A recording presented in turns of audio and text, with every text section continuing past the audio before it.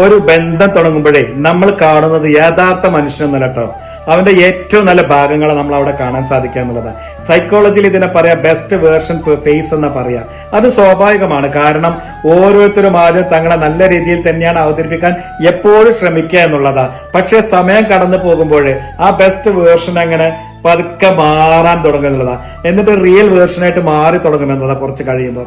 അതാണ് യഥാർത്ഥ വ്യക്തിത്വം എന്ന് പറയുന്നത്. ദോഷങ്ങളും ഗുണങ്ങളും ഒക്കെ ചേർന്ന ഒരു യഥാർത്ഥ മനുഷ്യൻ. ഇവിടെയാണ് പല ബന്ധങ്ങളും നമ്മൾ തകരുന്നത്. കാരണം നമ്മൾ തെറ്റായി വിചാരിക്കുന്നത് എന്താണെന്ന് അറിയപ്പോഴും ഇവനോ അല്ലെങ്കിൽ അവളോ മാറിപ്പോയി എന്നുള്ളത്. സത്യത്തിൽ അവൻ മാറിയതല്ല കേട്ടോ. അവൻ യഥാർത്ഥത്തിൽ ആരാണോ ആ ഒരു വ്യക്തിത്വം നിങ്ങളേക്ക് അവനിലോ അവളെ കാണാൻ സാധിക്കുന്നു എന്നുള്ളതാണ്.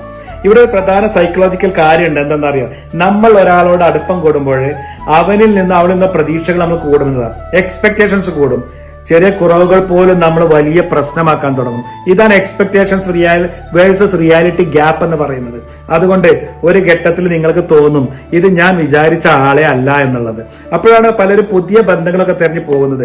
പക്ഷെ നിങ്ങളൊരു സത്യം മനസ്സിലായിക്കോ, പുതിയ ബന്ധത്തിൽ നിങ്ങൾക്ക് വീണ്ടും ആ തുടക്കത്തിൽ കാണുന്ന ബെസ്റ്റ് വേർഷൻ തന്നെയാണ് അപ്പോഴും കാണാൻ സാധിക്കുന്നുള്ളത്. അതേ സൈക്കിൾ വീണ്ടും ആവർത്തിക്കപ്പെടുന്നു എന്നുള്ളതാണ്. മനസ്സിലാവണ്ട പറയുന്നത്. അതുകൊണ്ട് പ്രശ്നം വ്യക്തികളിലല്ല പാറ്റേണിലാണെന്നാ പറയാം. ഒരു ഹെൽത്തി റിലേഷൻഷിപ്പിൽ നിങ്ങൾ, അതായത് ഒരു ഹെൽത്തി റിലേഷൻഷിപ്പ് എന്നത് പ്രശ്നങ്ങളൊന്നും ഇല്ലാത്തല്ല. പ്രശ്നങ്ങൾ വന്നപ്പോൾ അതിനെ നിങ്ങൾ എങ്ങനെ കൈകാര്യം ചെയ്തു എന്നുള്ളതാണ്. സൈക്കോളജിയിൽ പറയുന്നത് ഇങ്ങനെയാണ്, understanding is deeper than attraction എന്ന്. ആദ്യത്തെ ആകർഷണം എല്ലാവർക്കും ഉണ്ടാവും, പക്ഷെ ഒരാളെ മനസ്സിലാക്കാൻ ശ്രമിക്കുന്നത് എന്താണോ അതാണ് ബന്ധം നിലനിർത്തുക എന്ന് പറയുന്നത്. അതുകൊണ്ട് അടുത്ത് നിങ്ങൾക്ക് ഒരു ബന്ധത്തിൽ അസ്വസ്ഥത തോന്നുന്നുണ്ടെങ്കിൽ ഒരിക്കൽ നിങ്ങൾ ചിന്തിക്കുക ഇതൊരു റെഡ് ഫ്ലാഗ് ആണോ എന്നുള്ളത്, അല്ലെങ്കിൽ ഞാനത് ആക്സെപ്റ്റ് ചെയ്യാൻ പഠിക്കേണ്ട, സ്വീകരിക്കേണ്ട ഒരു റിയാലിറ്റി ആണോ എന്നുള്ളത്. കാരണം എന്താണെന്നറിയോ, പുതിയ ആളെ കണ്ടെത്തുക എളുപ്പമാണ്, പക്ഷെ ഒരാളെ ശരിയായി മനസ്സിലാക്കുക എന്നുള്ളത് അത് കുറച്ച് ബുദ്ധിമുട്ട്. അതാണ് വളർച്ച എന്ന് പറയുന്നത്.